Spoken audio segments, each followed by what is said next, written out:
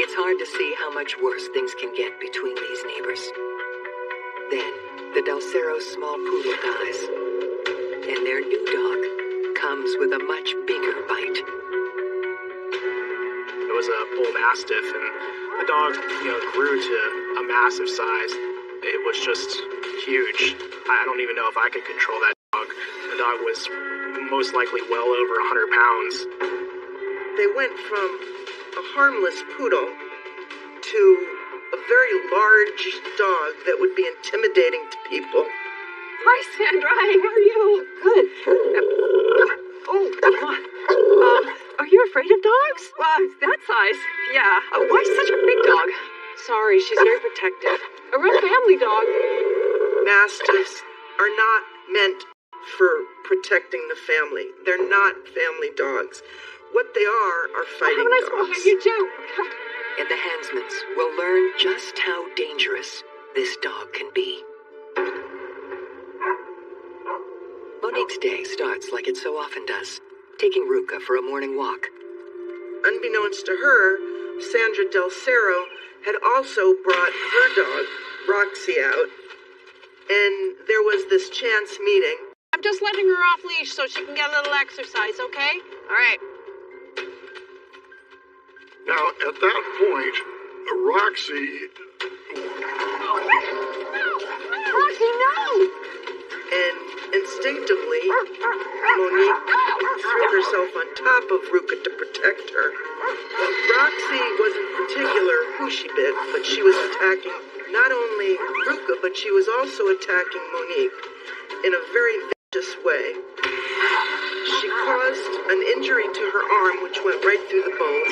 She grabbed Monique's head, and she was being dragged. Get off of me! Get off of me! To have my sister watch that, to have my mom being drug around by this dog and being fighting for her life, I'm sure it was panic and chaos. Please! Oh! Get off of me! Stop! Help! Help! Help me!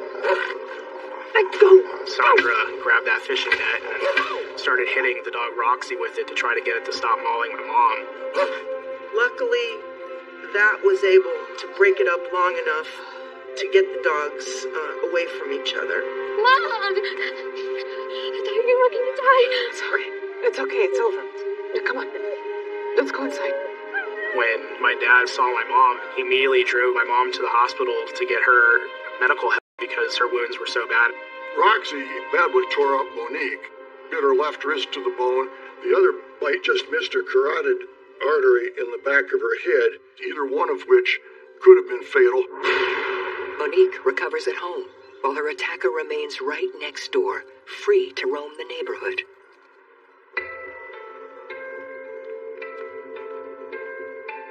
Despite the bad blood between them, Sandra appears to make a peace offering. These are for you. How are you? What can I say? I'm sore. After the mauling, my mom never initiated any kind of lawsuit against the Delceros and never even really threatened them with any kind of lawsuit.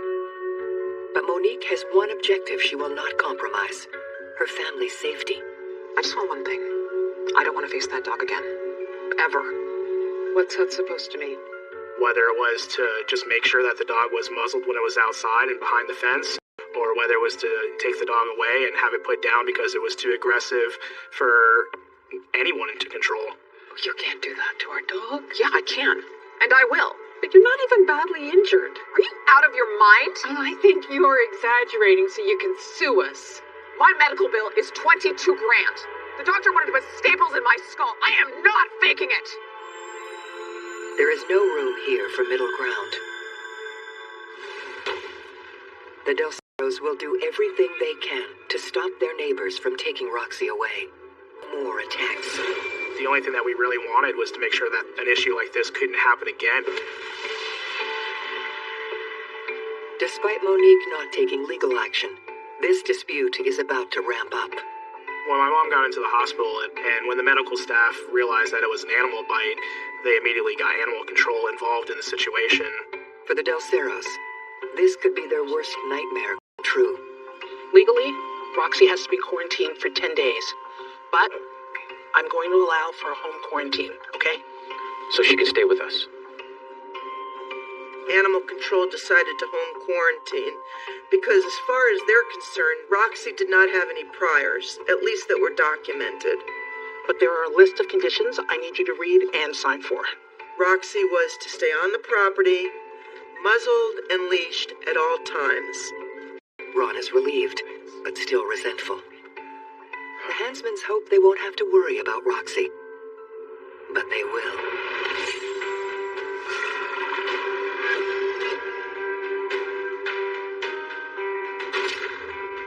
What is going on? They were not to take Roxy off of the property. She was to be on a leash at all times and muzzled. And according to Monique, they defiantly broke those promises. Bye, Mom. I'm gonna go walk Rekka. No, stop! Stop! She's out there. She's out there. Get inside. I'm calling Animal Control. Come inside. The neighbor's dog is out. It's not supposed to be outside. This dog attacked me last week. No, I don't think you understand. This dog is dangerous. Harper, she was deathly afraid of what could happen to her, because she had already seen the aftermath of what had happened just a few days earlier. No, I will not calm down. This dog mauled me. Animal Control comes back. This time, Roxy is being put into quarantine off property. Roxy just slipped off her leash for a second. She wasn't roaming free.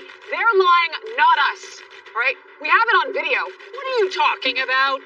And that's when my little sister Harper stepped forward and showed them the videos of the dog being loose. I saw Roxy running free. You shot that video on another day. That video is a lie. After your quarantine, what's going to happen to Roxy? We've started an investigation, and she may receive a dangerous dog designation. You think you can manipulate the law and get away with it? I am not. Actually, you know what? You're a liar and a fake. Your dog almost killed me. I wish she did. What are you eating?